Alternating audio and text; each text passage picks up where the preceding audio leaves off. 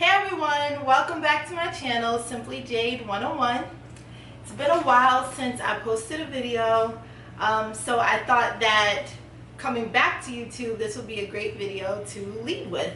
So this video, as you can see from the title, is my labor and delivery story. What makes this video special or interesting is that it was an unintentional home birth. So I have two special guests with me. I have my husband, Tunde, this one right here, What's up, people? and little baby Aria. This is Aria Bell, who is 7 weeks now. Things happened so fast that day that we are probably going to be fact checking each other because it just happened so fast. So we had this entire plan. We have been taking our classes. You know, we had the plan for when I went into labor, when I was experiencing contractions, when to go to the hospital, when to, you know, get in the car and take that drive. Our bags were packed. So we really were like to the T, had this all planned out. And what we find so amazing about this story is, one, it was just kind of like a great segue into parenthood. Like they say, make plans, we make plans, and God laughs. So the number one thing that we learn about parenthood, or the first lesson, is you got to prepare for all the unpredictable moments. So yes, you can have your plans and things didn't go quite according to the plan. Yeah, so that was, you know, the first lesson that we're getting from all of this. But yeah, we had everything planned out. It was just beat into our head that first time moms usually take, you know, their labor usually takes a very long time. Right. So that was our thinking during this. I just want to kind of set the tone for this video with that thought in mind, that we were told throughout my entire pregnancy, don't worry, you're going to have plenty of time once your contractions start. Yeah. So, because you can look back, after hearing the story, you can look back at this and go, oh, well, you could have left the house at this time to get to the hospital in time. But no, I decided to go with a midwife practice versus an OB. I'll get into that in another video, but that was just who I was working with for my prenatal care. Yeah, so we're just gonna get started from there. Sounds good. So Let's do it. Let's see. So I started to feel some contractions. So I called the midwives and let them know, just kept them abreast of what was going on. So they said, okay, great. Things are starting to move, but this is probably going to be a long process, so you just need to get some rest. Both of you need to get some rest. Try to go to sleep because it's going to be a long day or days. So, cool. I tried to go to sleep. I ended up going to sleep around 2 a.m. Slept for 2 hours. Around 4 a.m. I woke up. Yes, we are still talking about you. She's very entertained by the story. She knows the stories about her. Yeah. Call her up, and I'm still very calm. I'm really not feeling like crazy pain.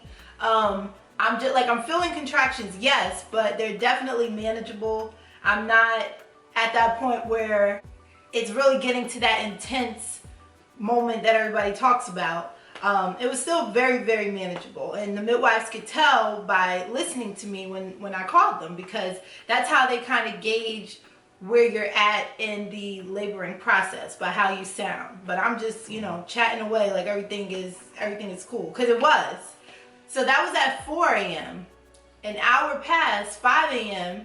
and I remember having this one contraction. I'm laying in the bed and I had this one contraction that like pretty much threw me out the bed onto like the side table, and that one was really intense. So I kind of powered through that. It was about a minute long, and then I woke up Tunde because he's sleeping. Wait, we have to get our story straight. How many midwives called? Fact checking. Yeah. There was one at 1 a.m. Yeah. Oh, you know what? I do remember writing this down. I wrote it down like the day, like while we were in the hospital, so that I wouldn't forget. You wake up to so 4 a.m. Let me try it. Let me take a gander at this one. So 4 a.m. she wakes up to a strong contraction. I'm still sleeping. So I don't know this at the time. And I think for a good it must have been a good hour Yeah. that she's just going through a contraction. She doesn't want to wake me up. It's stronger than it's been, but it's still, I guess in your mind, it wasn't anything to worry about at that point. Yeah. So around 5 a.m., I wake up, I look at the side of the bed, and she's kind of just sitting on the side of the bed, slumped over. Breathing. And you know, the first thing I think is like, okay, something's happening. It's, you know, it's going down. So I asked Jade, I say, everything, you know, what's going on? How you feeling? She says, I'm starting to feel something a little bit stronger. I said, okay, cool. Let's call the midwife. And Jade says, well, let's wait a little bit longer. So I want to time my contractions a few more times so that I can give them a pattern at least. Yeah. Dang, I really forgot all about this. Okay, yeah. So I was like, let's just call the midwife right now. But Jade was just like, no, just give me some time to time the patterns out. So that was like around 5? Yeah. Was that 5 a.m.? Yeah, Damn. that was around 5. Goodness. I didn't even make it a whole hour of timing. Yeah. So I think we let that go for maybe about 15 minutes. Yep. 15 minutes. That's good because at 5:15 called midwives. Yeah, because I remember. It's a good thing you're telling the story because I don't remember all this. So I remember after 15 minutes, I was like, man, I can't take this anymore. We need to call the midwives. And I remember Jade was like in the bathroom. She's like, let me just go to the bathroom first. And I was like, all right, go to the bathroom. After that, we're going to call the midwives. Oh, yeah, because, okay, so this might be TMI, but this is a labor video, so. Might be means that it's definitely going to be. So, in one of our classes. Put a pacifier back in there. In one of our classes, the midwife that taught the class said this phrase: "Everything out, nothing in." So I was like, let me just go to the bathroom, do my thing, and then we'll see if I want to call now. So she went to the bathroom. She did her thing. And she comes out, and I'm like, okay, let's call. So we call up the midwife. Yep. And this is around 5:15, 5:17, I guess. Oh, yeah. 5:17. Yeah. Called midwives, but hung up because I said to hang up because I was on the toilet going through a contraction. Oh, yeah. I was having a contraction. Okay, I forgot that. So we try to call the midwives at 5:15. Jay says to hang up because she wasn't ready because she was going through a contraction. And then I guess we called back not too long after that. 5:22. Right? 5:22. Dang, this just moved so fast. Right. So 5:22, we call up the midwife. Her name's Chrissy. Yeah. Shout out to Chrissy. That's important to know. And so I'm talking to Chrissy on the phone, and I'm like, Chrissy, you know, Jade's starting to feel contractions. They feel like she's saying that they're relatively strong, not too crazy, but relatively strong. Chrissy's like, how far apart are they? Before that, Tunde had called my mom to let her know things were, yeah, I have that here. Called my, oh, you're right. Nope. Oops. Of course I'm gonna remember more because she was going through the pain, right? So, but no, I was on the phone with Chrissy first before I called Jade's mom. Yeah. And so when I give Chrissy the details, the time apart, I guess I said 3 to 4 minutes. And I said, so Chrissy, is it time to start heading to the hospital? And Chrissy said, well, instead of going to the hospital, come to the midwife's office first so we can measure her cervix and make sure that she's dilated enough so that the hospital could take her. I say, great, fair enough. And the midwife's office is just literally down the road from the hospital. Yeah. So again, still 45 minutes from our house, but stopping at their office first wouldn't have really, if things were moving as slow as they said it was going to, it wouldn't have really made a difference. Right. It was kind of the same thing to us. It's kind of like, let's start heading down that way. Yeah, start heading out. So I get off the phone, and that's when I call Jade's mom. And I tell Jade's mom, I don't give her all the details. I just say it's something starting. Jade's feeling contractions. You can start making your way to the hospital. Yeah. Can we just finish? You got something to say? Maybe she wants to interject. Is there anything that you want to say? Let's see. Okay, that's a good addition to the story. That's a good point. That's a really good point you just made. So call my mom. Yeah, so I called Jade's mom. Call your mom, but she didn't pick up. Yep, call my mom, go straight to voicemail. One of many times that morning when I called her. And then I'm like, okay, cool. Let's get the getting. And so this is when it starts. so I'm like, but then the crazy thing is Jay's like, I'm gonna take a shower. Yeah. I'm gonna take a shower first. And I'm like, okay. All right, while you do that, I'm gonna go grab the bags, the hospital bags. That are already That packed. are packed hospital bag, put it in the car. So I leave Jade in the bedroom, which is where we're at here. And I go and walk out to pick up the hospital bags. When I pick up the hospital travel bags, as soon as I pick them up, I hear just a wail. How'd it sound? Just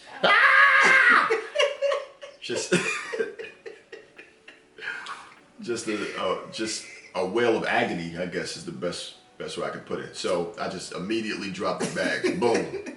Those bags are staying right here. And I'm like, what just happened? Is something wrong? What's happening? So I rush back to the bedroom. No, actually, before I rush back to the bedroom, I hear, "It's coming! It's coming!" And I'm like, no way. Nah, that can't be. She was just about to take a shower. So I head back to the bedroom, and I'm on the floor. You're on your knees, right? I'm on all fours on the floor. Mm-hmm. And I'm like, I feel something wet by my legs. Check my legs. So he checks my legs. Yeah, and I see water trickling down her leg. So I'm like, okay. I'm a little bit relieved because when she said that it's coming, I'm like, the baby's coming. But then I see that it was just her water broke. I'm like, oh, so I'm thinking to myself, no, it's not coming. It's just your water broke. That's the pain that you're feeling. So in my mind, right, because he's in my body. He's like, it's okay, Jay, your water just broke. Right, the water just broke. Nothing's coming now. All right, keep it in there.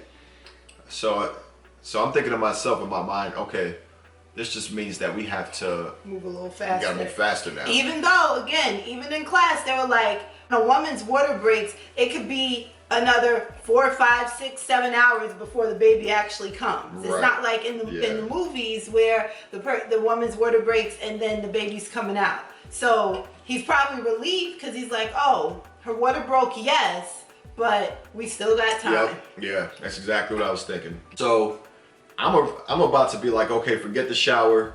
Let's just get going. But then I think to myself, wait a second. I should call the midwife at least and tell her that, Jade's water just broke. This is probably important information. So let me go and relay this information. So I call up the midwife. Chrissy back. I call Chrissy back. And I say, Chrissy, I just want to let you know that Jade's water broke. And Chrissy hears Jade screaming in the background. Just, ah! You go ahead and give it a try. I was just like, ah! And I'm like, so we probably, in my mind, I'm like, we probably should head straight to the hospital, right? Morristown Medical Center, which is 40 minutes away. Yeah. And Chrissy says, I guess from what she hears, she says, can you make it to a local hospital? And right there, that's when I was like, wait a second. Wait a second. What do you mean a local hospital? That was not in the plans. What do you mean, can she make it to a local hospital? Because I'm still in denial of what's going on. And she says, well, maybe you could make it to the nearest hospital. And at this point, Jade's kind of positioned herself on the bed. Halfway on the bed. Yeah, so you don't... I'll have to show you how I was. Right. So, like on the edge of the bed and this weird position where her head is like leaned up on the end table, and one of the end tables, and her legs are opened up wide already, almost like and then she's saying, I'm not moving. I'm not moving. And you could just tell in her voice that she's just not going anywhere. I was like, I feel the head! Oh, man. So Chrissy then says, well, then maybe you should just have the baby here. No, it looks like. Right? They said it looks like you're just going to have the baby here. I don't know. Something like that. All I know is she said it real calmly. She said it real nonchalantly. And I'm like, Chrissy, stop. You got it. No way. No way. You got to be kidding me. You're saying this so nonchalantly about me and my wife having to deliver this baby on our own in our crib and in our in our room, in our bedroom. She's like, yeah. She was like, it's not a big deal. A lot of people have babies at home. It happens from time to time. You guys can do it. You guys got this. And there was just something about the calmness in her voice where I'm like, she is dead serious. Like, she's dead serious, and this is what's got to happen at this point. So, of course, at first I just start. I'm freaking out in my mind. I'm thinking about a million things at the same time. I'm thinking about who I got to call, who needs to be here. Yeah. So Chrissy is on speakerphone on his phone. So he takes my phone, he's trying to call my mom, then he's trying to call his mom. Then I felt like I felt like I was about to faint. I was like overheating. So I'm like, babe, I'm hot. I need the fan. So he's trying to like plug in the fan, move it from one end of the room to the other, plug it in, but the plug is blocked by the crib. Right. So he like yanks the crib out the wall, like just pulls it up out the wall, and I'm like, I gotta be honest, that felt good at that moment because I just needed to just grab something, just yank it. I needed to do something physical just to get the tension released. So clearly, because I was like, there's a plug right over here, like you didn't have to do all of that. Yeah. Meanwhile, the baby is still like coming. So all of this is like we're slowing it down for you, but this is like it's definitely sped up. Lightning speed time. So I managed to call her mom. I remember that. So I managed to call her mom. I'm like, I got to call Jade's mom. I called Jade's mom. She hears, and I know she's gonna hear Jade screaming in the background because at this point Jade is like, she's full blown active labor, just screaming, and so Jade's mom picks up. She hears her screaming in the background. I'm like, Mom, change of plans. Don't go to the hospital. Come right here. She's like, okay, everything okay. Click. No time to talk about that. I know you got all the information you need. You hear your daughter screaming in the background. I told you to come right here. She's on her way. So I get back in the room. Chrissy's still on the phone. So I'm using Jade's phone to try to call other people, right? So I try calling my mom. She doesn't pick up. And Jade's like, shut all that, kill all that noise. Like, that it's time to focus. Yeah, I was like, look, I don't give a damn about phone calls right now. I need you right here. Yeah. So he takes a breath. And he goes, okay.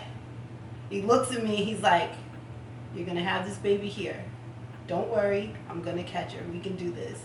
And I'm just like, you love mocking me on this part. How did I respond? He's like, okay. I'm like, Jade, I know this. I know that we're going to be good. We're going to be fine. All we have to do is focus, reposition ourselves. I promise you, I'm going to catch this baby. And we're gonna be good. So I'm like, oh my Jesus. So Chrissy's like, you should call 911. I'm like, oh, that's a great idea. We didn't even think of that. Yeah. So he calls 911. So I call 911. Dispatcher picks up. I said, my wife is in active labor right now. We don't have time to make it to the hospital. Get somebody here right away. And he's like, okay, just stay on the phone with me. Let me ask you some questions. How many centimeters dilated is she? And I'm like, I got no clue. Just get somebody over here right away. Click, hang up the phone. So Chrissy goes, so I'm screaming. I'm like, the head! I can feel the head! Mm-hmm. And then Chrissy's like, okay, I want you to reach down and tell me if you can feel the head. Tell me if you can feel the head with your hands. And I'm like, I don't feel anything there. And then you. Mm-hmm. So at this point now we're kind of like just trying to figure, we're focused and we're telling Chrissy, who was a lifesaver. I'm like, Chrissy, guide us through this. Tell me what I need to do. Tell me what Jade needs to do. So Chrissy's like, feel for the head, focus on your breathing. Tell that you don't need to do anything right now. You just need to be alert, and wait for further instruction, pretty much, right? Yeah. So. Just breathing. Go ahead. Yeah, and I didn't feel the head, but then you looked. I'll be honest, this part's a little bit hazy. So there's either one or two scenarios that happen. I think I remember this part. So Okay, go ahead. No, what's yours? Well, all right. So scenario 1 is I look down. Well, hold on, let me start with this scenario. Scenario 1. So it's still scenario 1. Hold on, let me go with the other scenario. Still scenario 2. So while you're breathing and I'm kind of waiting, I hear a knock on the door. Boom, boom, boom. And I'm like, great. You definitely saw the head before the knock. I'm sure of that. That probably makes sense now that I say it out loud. So yes. So let's go to the other scenario. It's not even a scenario at this point. We know it. It is a scenario. So I look down while all this is going through, and I see some hair in my wife's vagina, like in the vagina. So I'm not sure. I'm looking at it. I'm like, hold on. That doesn't look like her vagina hair, and plus it's like in the middle of her vagina, and it's a different texture than the vagina hair. So I'm like, could that be the top of the baby's head? No, it can't be the top of the baby. It's the top of the baby's head. So the baby was crowning. Yeah. And right when I came to that, when I saw it and I came to the realization that I'm looking at the top of my baby's head.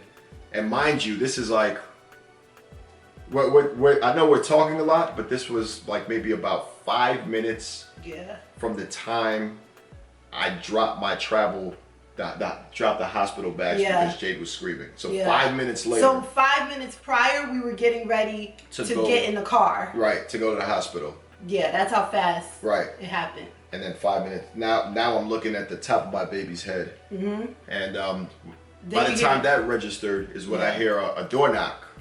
And I'm like, oh, Saved by the Bell. Paramedics are here.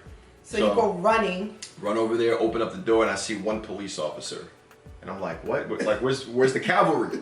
Where's your cavalry? Why are you, like, and he says, everything all right here? I'm like, get in here. Get your ass in here, right? So he comes in. I don't know what he's here for, but you're here now. You're part of this experience. So we walk back to the bedroom. Yeah, then he comes over to me. He has on like these black gloves, and he's like this. And he's putting on the black gloves. Oh, see, I didn't see that. I just saw him. By the time he got to me, he's like has on these black gloves, and he's like kind of like his hips are eye level with me. So I see like this holster around his waist. I'm like, what the hell are you about to do? Right. Like you're a police officer with a gun on your waist. Mm-hmm. Yeah, I just remember when he came in. It was so weird. I wasn't sure what he was doing there, or like, police officer. Maybe he just wanted to make sure everyone was safe. But I see him coming in and putting on black gloves, and he looks like he's ready to deliver the baby. I'm like, hold on a second. I'm like, are you qualified to do this? Yeah. So like the police officer reaches down until they like puts his arm out. He's like, hey, are you qualified to do this? Yeah.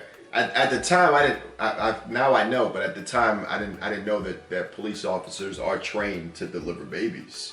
So I guess he was trained, but I figured if it's not a nurse, if it's not a doctor, or it's not a midwife, if it's not one of those three, then I should be the one delivering the baby, because God forbid something happen, the police officer does something and the delivery gets messed up, I probably wouldn't be able to forgive myself for that. So I might as well, deliver your own baby. Deliver in my own hands. So I asked Chrissy. I said, Chrissy, I'm kind of asking her for permission too. Like, Chrissy, should I deliver the baby? He said, Chrissy, who should do this? Me or the police officer? Right.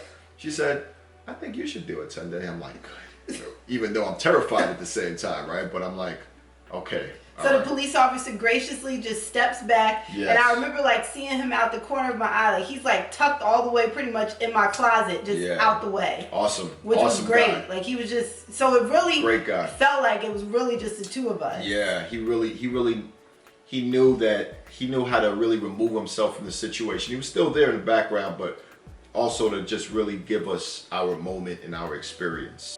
At that point, I'm like the baby, like I just feel all this pressure. I just feel like the baby just coming out. Chrissy's like, Jade, breathe through the contractions or push through the contractions. I'm just like, I don't feel contractions. It just feels like pressure. And then I'm like yelling out, asking him, because my plan was to have a water birth. So I'm like, Chrissy, I just just kept yelling her name. I don't know why. It just felt so good to just scream her name. So I'm just screaming. I didn't hear Tunde one time. I was Chrissy! I'm like, can I get in the tub? She's like, no, you're going to stay right there. You got this. And then like, Aria just nope. She's skipping ahead. You're robbing the story a little bit, just a little bit. So now I'm kind of in position. I'm kind of like just standing there, like, okay. And Jay's legs are wide open, and I'm like, okay, let's catch this baby. So the baby's head's still crowned. Jay gives one strong push, and baby's head comes out, face comes out, just the face, facing me. Her face is facing me. So, which means that she's coming out on her stomach, right? She comes out on her stomach, right? But the first thing that comes out is the face. So now it's just me face to face with my baby, right? I'm just like, this is crazy, right? And I'm looking at her. And I remember thinking like, wow, okay. Her eyes were closed, and I didn't hear a sound. Couldn't tell if she was breathing. So I remember I was nervous. I was like, this. But even though I was nervous, I'm like, we're not gonna worry about that. Let's get her out. Of course, I'm not gonna tell Jade what I'm seeing right now. Let's just get her out. But I kind of had a better idea once I saw how she was coming out, that her face. I had a better idea of how to catch her. So I think one more push after that, and she kind of like just slipped out, right? She like just a clean slip out, and I just remember grabbing her, caught her by the stomach, put her up to my chest, and I heard the sweet sound of just like a little baby cry. It wasn't like a crazy cry. It was like just to show that I'm alive. And I was just remember breathing a sigh of relief, like, oh my God, this like she's alive, everything and all is well. And almost instantly I handed her to Jade, and Jade did some skin to skin, and like right when he handed her to me, the paramedic like 5 or 6 people come running into the house. It's the paramedics, and they have a set, like they run into the room with a suction. It was like the timing of it was crazy. It was like as soon as she came out, they came running in. Divine timing. Yeah, really. It really was. And they suctioned her, and they put oxygen to me to make sure I wasn't losing the oxygen. Yep. To make sure I wasn't losing any oxygen. And then they were like, okay, we got to get moving to the hospital. Oh, well, no. Also, since the paramedics are there, and they're they come with all their machines and their equipment, and they let me cut the umbilical cord there. Oh yeah. I wanted to do delayed cord clamping, which I can get into all of that in another video, but I wanted to delay the cord clamping, which we did, and then Tunde went to cut the cord. And like they showed him, like they clamp it off, and then they show you where in that range to cut.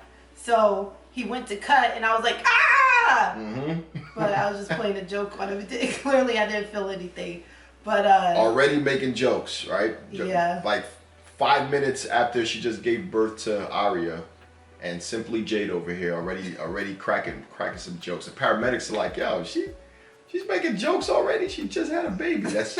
That shows her strength, honestly. Strength of a goddess, that you can go through that kind of experience and start laughing and joking almost immediately after, because it was. Yeah. I tell you what, man, it was an intense experience. I was not trying to crack any jokes after that. Well, that's why we just had to lighten it back up. Like all was well. I was fine. She was fine. Praise God. So. Yeah, it was just like we were still in disbelief. Like we're at this point, like the paramedics are pretty much getting us ready to go to the hospital, and they're, at this point we have to make the decision to go to a hospital that I didn't plan on going to this whole time. We were going to Morristown Medical Center, but it was too far for the ambulance to take us there. So we the ambulance. So we chose Robert Wood Johnson Hospital. By the way, if you're watching this video, please leave a comment and tell me how you pronounce ambulance. Do you pronounce it as ambulance or ambulance? I say ambulance. Let us know. That's just how I say it. Ambulance? Is it ambulance or ambulance? That's not how I sound. But yeah, so we, they're packing us up. So yeah, so we chose the hospital. And this is the part, like, I would say out of this whole experience, this is the part that kind of pisses me off a little bit, because, about 8 minutes after she's born, brand new baby, we're already heading out into the world. We have to, wrap her up, put her in the car seat. I'm on a stretcher being taken down into the ambulance. Ambulance. And like the whole car ride to the hospital, which was about 20 minutes away, she's in the car seat. I can't even see her. She's like behind me in the car seat, and I could just hear her like sucking the air, like, which for those of you who have kids or know about it, like, that's her demonstrating that, like, she's hungry, she's ready to eat. She was already doing that. Yeah, the whole car. Sucking the air? Yeah, sucking the air. The whole ride to the hospital. And, part of the plan was part of the original plan was after she was born, you immediately put the baby on the mom and allow the breastfeeding, experience to start right away. Yeah. So that was delayed severely. And I could hear that she was ready to eat. And the paramedic was like, oh, she's a hungry one. I'm like, yeah. And so the paramedic puts her finger in Aria's mouth so that Aria can suck on her finger, kind of like a pacifier. But I'm like, really? So I was driving in the front of the ambulance. Right. So he wasn't in the back with me. Yeah. So I didn't know that the paramedic put her finger. Yeah, she put her finger in her mouth, and she's sucking on her finger. And in the middle, like, while this is going on, I'm not even thinking about it. Like, it wasn't until after the fact, I'm like, damn, like, she didn't eat until maybe 3 hours later. Like, by the time all of that happened, we got to the hospital, got checked in, got me to a room. Like, then you had to pass the placenta. Yeah, I had to pass the placenta, which that's a whole nother. But she didn't really eat until 3 hours later. So that's the only thing, like, looking back, that is like the only thing I'm a little pissed off, or not. I wouldn't say pissed off. It's the only thing I'm a little saddened by, because that experience was delayed, because of how everything happened. So how would you rate your first labor, the overall experience of your first labor? I mean, aside from what I just said, I wouldn't have anything else any other way. I think that, when we were in the hospital and we were trying to just, like, kind of backtrack, like, wow, what the hell just happened? We were trying to figure out, like, thank God nothing went wrong. The cord wasn't wrapped around her neck. She wasn't in the wrong position to come out. Like, everything was literally perfect. We were trying to figure out, well, where did I go wrong in my communication about, the contractions? What decision could we have made to get to the hospital a little earlier? Like, when we were going through all of that, we just realized, like, this was exactly how God wanted it. This was exactly how it was supposed to go. There wasn't anything that anybody could have done, should have done any differently, because this is how it was supposed to be. And when you kind of, like, line up with that, it's a blessing. Like, this experience was a blessing. Yeah. Two words that come to mind, I said them before: divine timing. Divine timing. Aside from, this sounds like a crazy story, but aside from, like, all the craziness and the intensity and the fear, Aria came out so easily, didn't she? Like, in the grand scheme of things. In the grand scheme of things, the labor from the time we made that first phone call to the midwife to the time that Aria was born was a span of 15 minutes. Yeah. Like, we have the phone log. I took a screenshot of it. because like that's literally how fast this all went. Yeah. So 15 minutes. So on one end it was really terrifying, and then on the other end it was really effortless, right? It felt effortless at the same time, the way she came out. And I say it's divine timing because it was, you know, the most amazing experience of my life so far.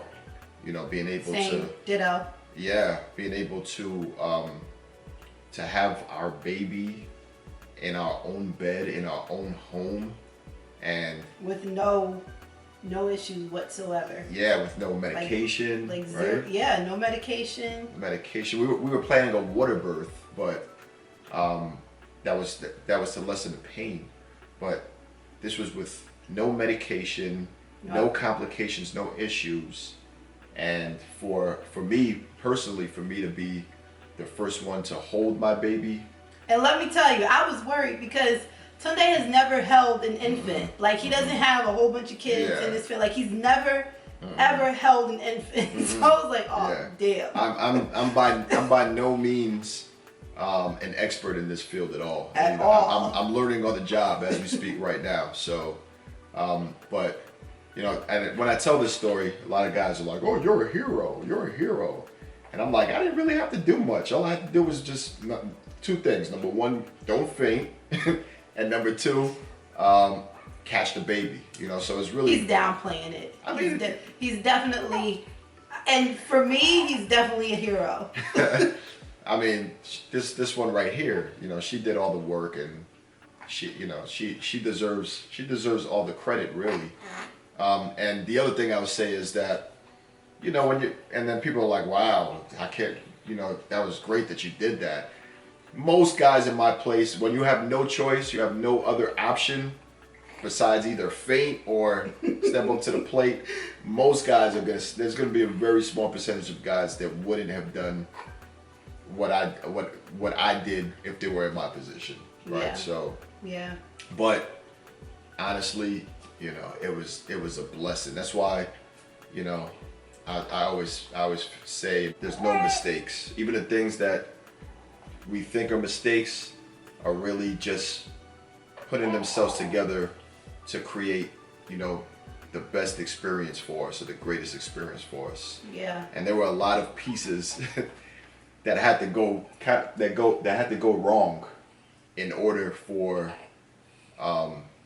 this experience to happen, which was the greatest experience of our lives. Yeah, so that is my labor and delivery story as we remember it.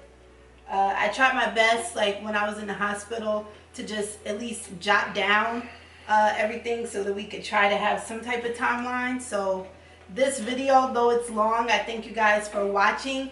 It is more so for us, for our own documentation, so that we remember the minute details before we forget. But you know, I'm opening up for you guys to, you know, to hear our experience as well. But yeah, it was just, we're, you know, just very blessed, very grateful that she's here. And this parenting journey has definitely started off reminding us that we are not in charge. Right. Yeah. As much as we think we are not. So leave a comment and let us know if this video was helpful in any way, or if it was helpful, how was it helpful to you? Yeah. Let me know what you thought. And let us know, I guess, let us know where you guys are in your, you know, in your pregnancy. Are you pregnant? Are you thinking of, do you want to be pregnant? Are you working on it? Have you already had your baby? Yeah. Did you have a similar experience? Yeah. Let us know below. Yeah. Thank you. See you in the next one. Peace out. Say bye-bye. Oh, she's hungry. That's the sound. She's hungry. Bye.